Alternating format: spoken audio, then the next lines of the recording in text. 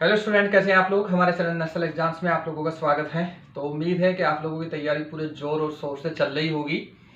तो जैसे कि मैंने पिछले वीडियो में बताया था कि हम मैथ को थोड़ा सा एक एक दिन छोड़ के करेंगे, लेकिन अभी मैं चाह रहा हूँ कि डेली डेली बीच बीच में आपको मैथ की क्लास दूंगा, क्योंकि ARO आपका 8 तारीख में यानी कि कल नोटिफिकेशन आ जाएगा और आयोग ने बिल्कुल क्लियर बोल दिया कि वो नोटिफिकेशन देगा और 17 दिसंबर में इसका एग्जाम होगा। आपके पास बहुत ज़्यादा समय नहीं है, लेकिन बहुत सारे स्टूडेंट कह रहे थे कि उससे पहले उनका जो एग्जाम है वो ईओ वाला है, अधिशासी अधिकारी वाला, ये वाला।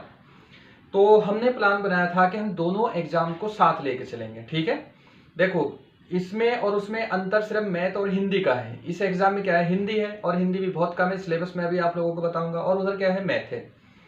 तो मैथ मैंने बहुत अच्छे तरीके से आप लोगों को समझाया था और बीच बीच में मैं आपको उसकी क्लासेस दे दूंगा, यानी कि हम एग्जाम से पहले वो क्लास भी कंप्लीट कर लेंगे। लेकिन उससे पहले ये है कि हम ARO और ये अधिशासी अधिकारी को दोनों को ध्यान में रखते हुए जीएस शुरू करेंगे, क्योंकि जीएस काफ़ी लोगों की ये डाउट थे कि जीएस हम कैसे कंप्लीट करेंगे, बहुत सारे सब्जेक्ट है, क्या पढ़ें।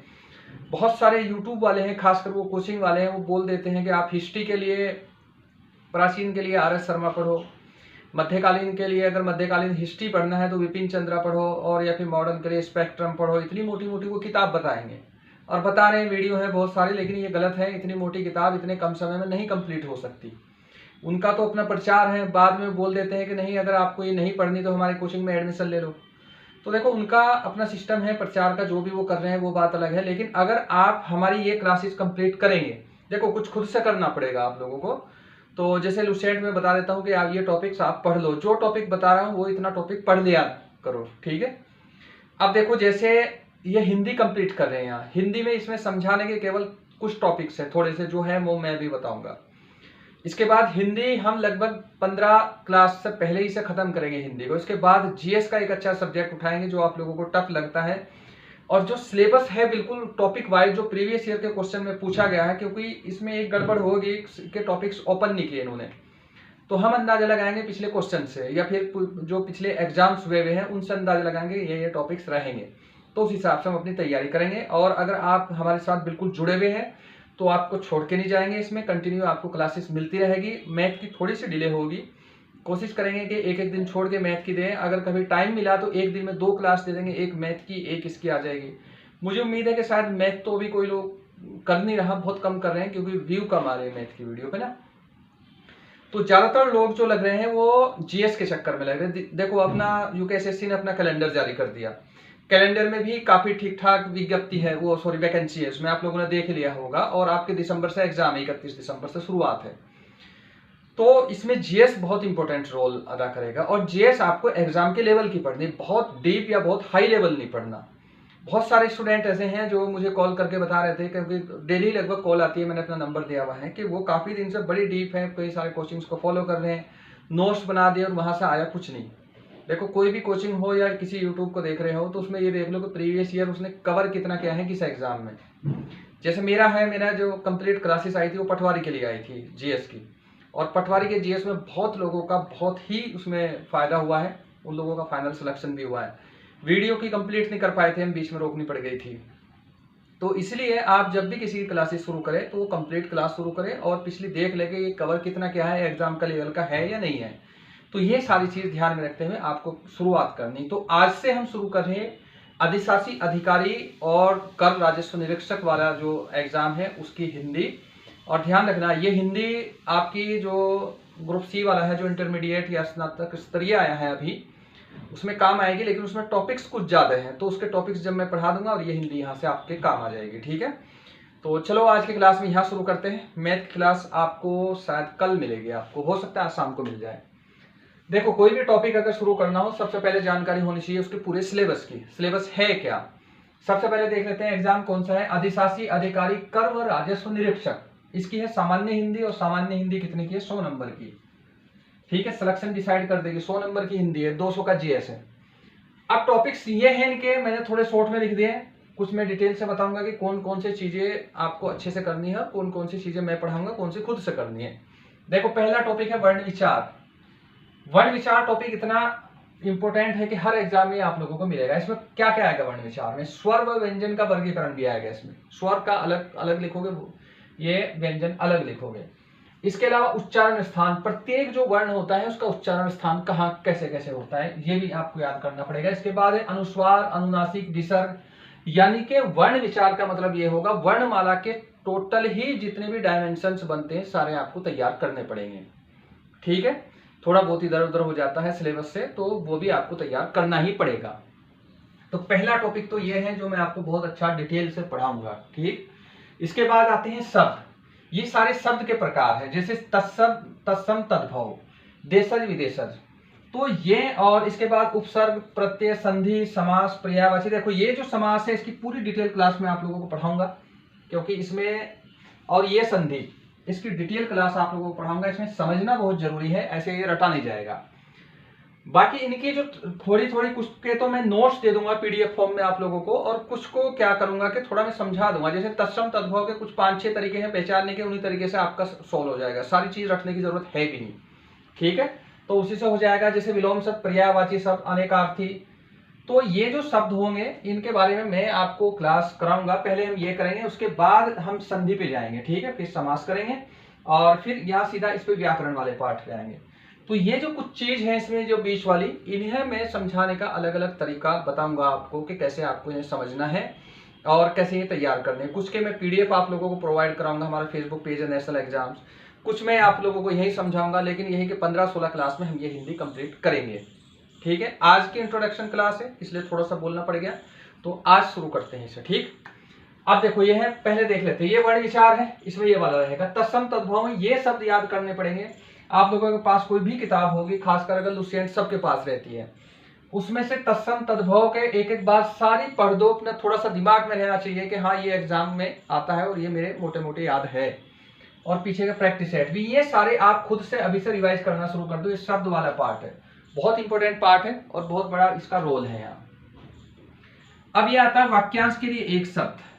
इसके लिए मैं आपको पीडीएफ प्रोवाइड कराऊंगा। पीडीएफ चाहे तो मैं थोड़ा सा बीच में समझा दूंगा उसे पीडीएफ पे ही, या फिर आप इसे खुद से भी पढ़ लेना। तो वाक्यांश के लिए एक शब्द वहां से आ जाएगा। अब आता है अशुद्धि शोधन।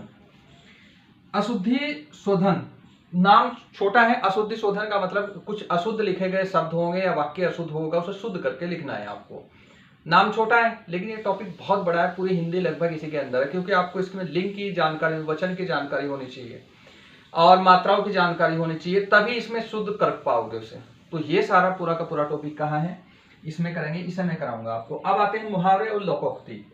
मुहावरे व लोकोक्ति, तो ये भी आप लोगों को मैं प्रोवाइड कराऊंगा आपको। फिलहाल जब तक मैं ये टॉपिक करा रहा हूँ ये कराऊंगा, और जब तक ये हिंदी मेरी चल रही है ये सारी चीज आप लोगों को कर देनी है। पहले तत्सम तद्भव पढ़ लो, देशज विदेशज पढ़ लो। उसमें कुछ देशज शब्द आते हैं, इंपॉर्टेंट रहते हैं, जो प्रीवियस एग्जाम के हैं, आपके पास नहीं होंगे, लेकिन मैं इसकी वीडियो बना दूंगा, आप लोगों को मैं दे दूंगा ये। ठीक है, अब आते हैं मुहावरे। मुहावरों की भी मैं आप लोगों को पीडीएफ ही दूंगा।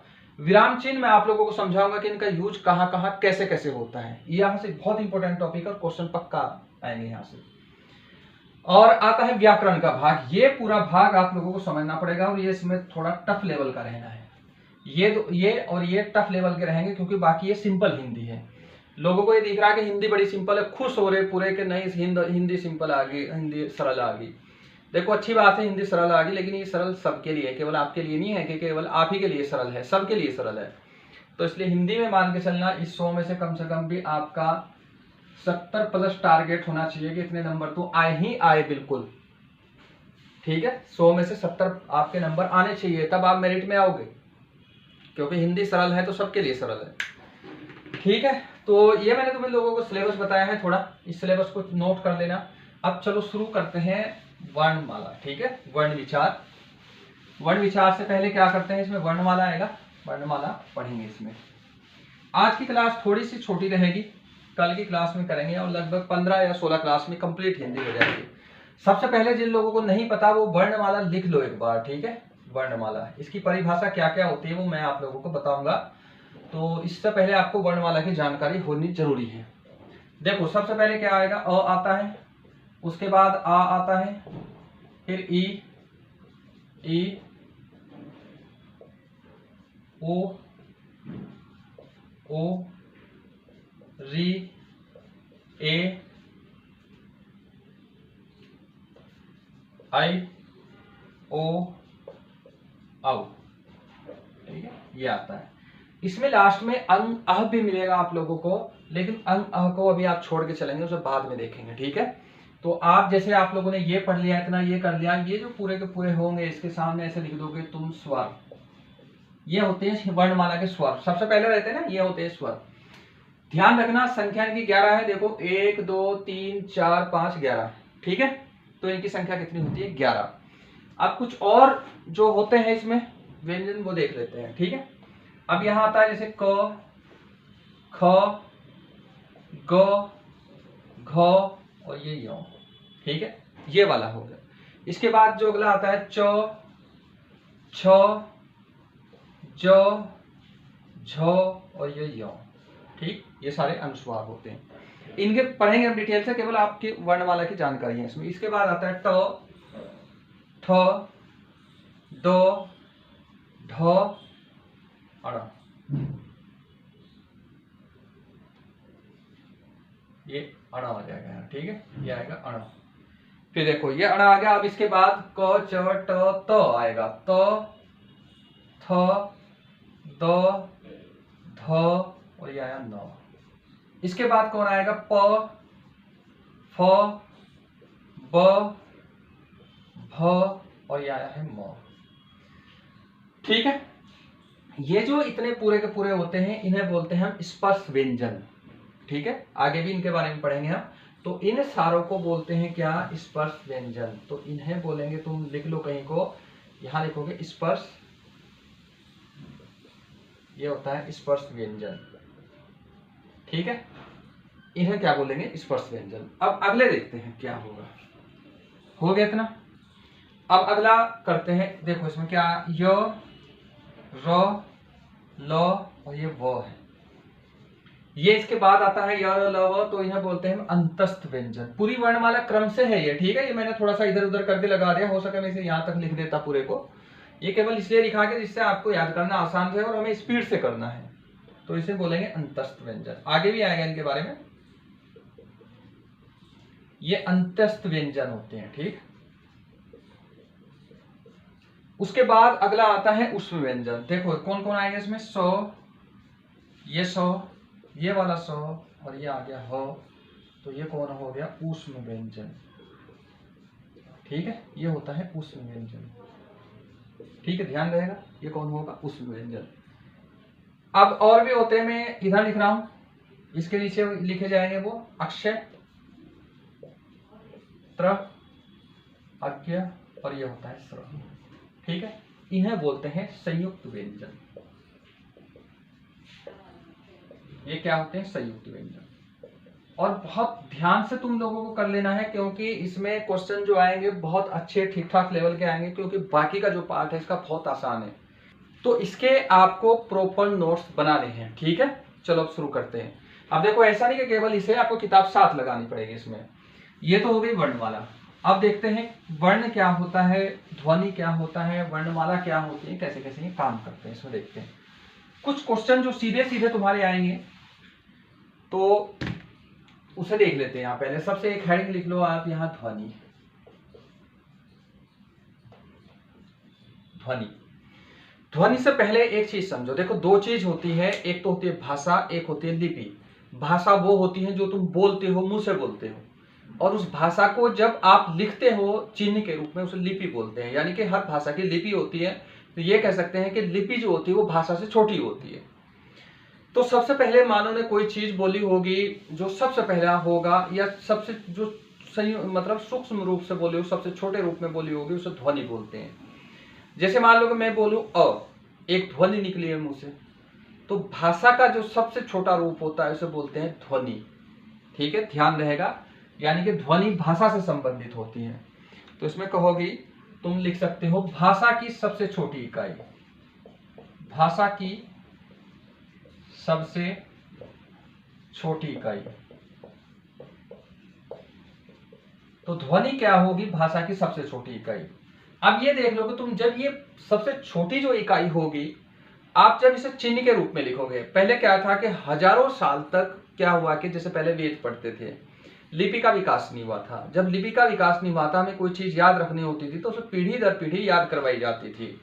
जैसे वेद पढ़ते थे, पहले एक वेद पढ़ा किसी ने, फिर वो अपने शिष्यों को अगलों को पढ़ाया, उसने अगलों को पढ़ाया, उसने अगलों को पढ़ाया। तो इसमें क्या हुआ कि जो एक पीढ़ी से दूसरी पीढ़ी में रटते हुए चलना था। इसके दोष ये हो गए थे कि कुछ लोग इसमें अपनी साइड से इसमें बहुत सारी चीजें बढ़ानी शुरू कर दी थी। इसी कारण वेदों में देखा होगा जो मूल वेद है उसमें कम श्लोक है, वर्तमान तक उसके कई गुना ज्यादा बढ़ गए। तो उसी का कारण क्या था कि तब लिपि का विकास नहीं हुआ था। तो तब क्या हुआ कि चीजों को याद रखने के लिए अगर हमने कोई बात कही और उसे हमें याद रखना है तो हम क्या करते हैं, उसे लिख देते हैं। और लिखते किसमें, एक चिन्ह के रूप में लिखते हैं। जो चिन्ह लिखा जाता है उसे लिपि बोलते हैं। अब जो लिपि का सबसे छोटा रूप होता है उसे वर्ण बोलते हैं। और इस वर्ण को जो ये होता है, ये ध्वनि का लिखित रूप होता है। यानी कि ध्वनि को जब तुम चिन्ह के रूप में लिखोगे तो उसे वर्ण बोलेंगे। तो इसमें देखो ये है यहां, अब यहां लिख लो तुम अगली हेडिंग वर्ण। तो इसमें लिख सकते हो ध्वनि क्या का ध्वनि के लिखित रूप, लिखित रूप को, ध्वनि के लिखित रूप को वर्ण कहते हैं। ठीक है, वर्ण कहते हैं।